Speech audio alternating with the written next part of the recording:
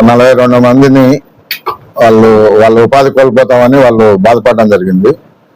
Minister గారు పిలిపించి వాళ్ళతో మాట్లాడి వాళ్ళకి వివిధ మాల్స్ లో కానీ వాళ్ళకి ఉద్యోగాలు ఇప్పించడానికి సార్ ఏర్పాట్లు చేయడం జరిగింది.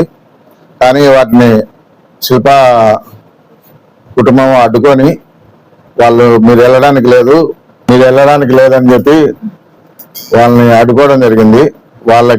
వాళ్ళు ఇచ్చే జీతం కంటే ఎక్కువ జీతానికి సారు మినిస్టర్ గారు మాట్లాడడం జరిగింది. కానీ వాళ్ళని రానివ్వకుండా అడ్డుకోవడం జరిగింది. అది పిలిపించినాము. వాళ్ళు మా దగ్గరికి రావడానికి రెడీ అయితే వాళ్ళ మేనేజర్ ఎవరో మీరు వెళ్ళడానికి లేదు వాళ్ళ దగ్గరికి, అదిగో వాళ్ళ చేతనే పిలిపించినాము. వాళ్ళు కొంచెం దూరం వచ్చారు. వాళ్ళ మేనేజర్ వచ్చి మీరు వెళ్ళడానికి లేదు, మీరు మా దగ్గర పనిచేస్తున్నారు, ఇప్పుడు కానీ రెడీనే 1వ తారీఖు నుంచి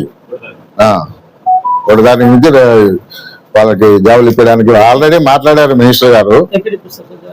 అదే మాల్స్ లో కానీ ఎక్కడ ఖాళీలు ఉంటే అక్కడ వాళ్ళు ఇన్ని రోజులు ఇచ్చిన జీతం కంటే ఎక్కువ జీతానికి మినిస్టర్ గారు విషయం చెప్పమని చెప్పాడు.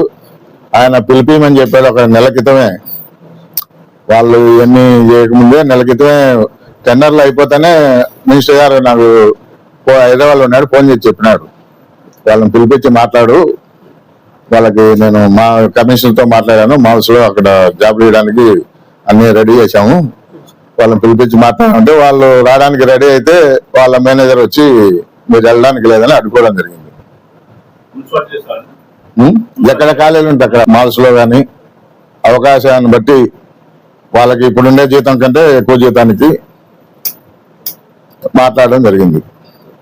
వాళ్ళు ఇప్పుడు వచ్చినా కానీ 42 మందికి ఇవ్వడానికి రెడీగా ఉన్నాం. సార్ నిన్న కూడా మాట్లాడాడు. సార్ అయితే అన్ని రెడీ చేశాడు వాళ్ళ కోసం అని.